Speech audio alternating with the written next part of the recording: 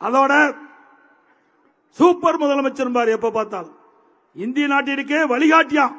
எதுல ஊழல் செய்வதிலே சூப்பர் முதலமைச்சர், போதைப்பொருள் விற்பனையிலே தமிழ்நாடு முதலிடம், இந்தியாவிலேயே அதிக கடன் வாங்கின மாநிலம் தமிழ்நாடு.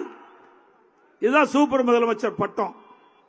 ஆகவே திரு ஸ்டாலின் அவர்களே, உங்களுடைய அரசாங்கத்தை பற்றி இன்றைக்கு மக்கள் தெளிவாக புரிந்து கொண்டிருக்கிறார் என்பதை இந்த நேரத்தில் சொல்லி, இன்றைக்கு அரக்கோணம் நாடாளுமன்ற தொகுதிக்கு உட்பட்ட பகுதியில் அனைத்து இந்திய அண்ணா திராவிட முன்னேற்ற கழக ஆட்சி இருக்கின்ற பொழுது பல்வேறு திட்டங்களை கொண்டு வந்து நிறைவேற்றுகிறோம்.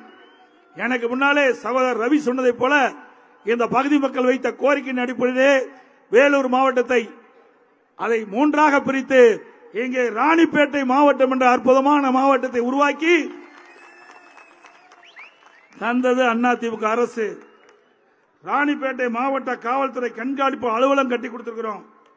அதேபோல காட்பாடி காங்கேயநல்லில் பிறந்த திரு முருக கிருபானந்த வாரிய சுவாமிகள் பிறந்த நாளாவே அரசு விழாவாக கொண்டாடப்படும் என்று அறிவிப்பு கொடுத்திருக்கிறோம்.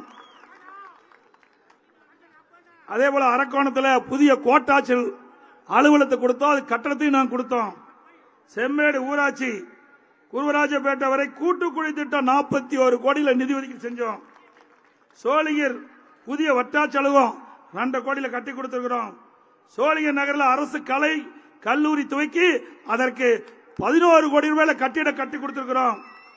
ராணிப்பேட்டை சிப்காட்ல பேஸ் 3 599 ஏக்கர் நிலத்தில் 53 தொழிற்சாலைகள் வருவதற்கு திட்டம் தீட்டப்பட்டு அறிவிக்கப்பட்டது. அதேபோல ராணிப்பேட்டை சிப்காட் சிறப்பு பொருளாதார மண்டலமாக அறிவிக்கப்பட்டது. கலவையில் புதிய தாலுகா அலுவலகம் 2 கோடியில் கட்டி கொடுத்திருக்கிறோம். அதோட ஆர்கே பேட்டை அத தனி தாலுகாவாக அறிவிக்கப்பட்டது. பொன்னை ஆற்றில் தரைப்பாலம் 2020 ஏற்பட்ட பெரு வெள்ளத்தில் பெரும் சேதமடைந்து விட்டதால் அதை சரி செய்ய வேண்டும் என்று கோரிக்கை வைத்தார்கள். 45 கோடி ஒதுக்கீடு செய்யப்பட்டு பணிகள் தொடங்கப்பட்ட அரசு அதிமுக அரசு. வேலூர் மாவட்டம் விளையாட்டு மைதானம் விளையாட்டு மேம்பாட்டு ஆணையத்தின் மூலமா 57 கோடி ரூபாயில இன்றைக்கு கட்டுவதற்கு ஆணையிட்ட அரசு அதிமுக அரசு. 90% அதிமுக ஆட்சியில் முடிஞ்சது, மீதி 10% இன்னும் முடியாம ஆம வேகத்தில் நடந்துட்டு இருக்கு. அதோட கன்னியாகுமரி திருப்பதி கனரக வழித்தட சாலை இன்றைக்கு அற்புதமான சாலை. காஞ்சிபுரம் அரக்கோணம் திருத்தணி வரை 320 கோடியில சாலை அமைக்கும் பணி அதிமுக ஆட்சியில் விரைந்து எடுத்தது. இப்ப ஆமை வேகத்தில் நடந்துட்டு இருக்குது. அதே போல பாலாறு திருப்பார்கடல் என்ற இடத்திலிருந்து திருத்தணி நகரத்துக்கு 2019 110 கோடியில இன்றைக்கு கூட்டு குடி திட்டத்துக்கு திருத்தணி கூட்டு குடி திட்டம் வகுக்கப்பட்டு அந்த திட்டமும் இப்ப ஆமை வேகத்தில் நடந்துகிட்டு இருக்குது. திருத்தணி நகருக்கு புதிய பேருந்து நிலையம் 25 கோடி, அதுவும் இன்றைக்கு ஆமை வேகத்தில் நடந்துகிட்டு இருக்குது. அரக்கோணம் புறவழிச்சாலை அமைக்க நிலம் கையகப்படுத்தப்பட்டது, துவக்கப்பட்ட நிலையில அதுவும் ஆமை வேகத்தில் நடந்துகிட்டு இருக்குது.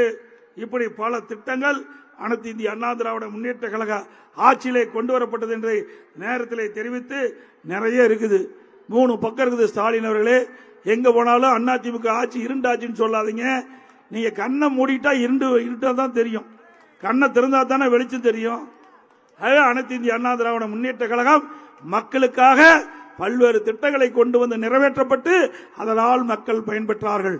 உங்களுடைய 3 ஆண்டு காலத்தில் எந்த திட்டமும் தமிழ்நாட்டு மக்களுக்கு கிடைக்கல.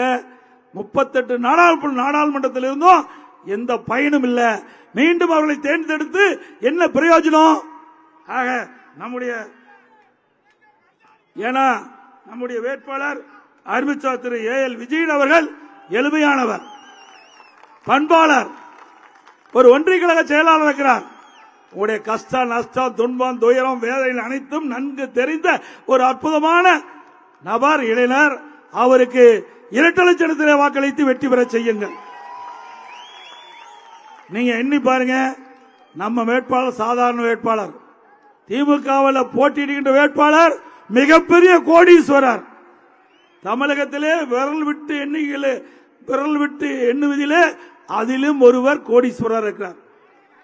தமிழ்நாட்டில் இருக்கிற பணக்காரர்ல விரல் விட்டு எண்ணுனா இவரும் ஒருவர்.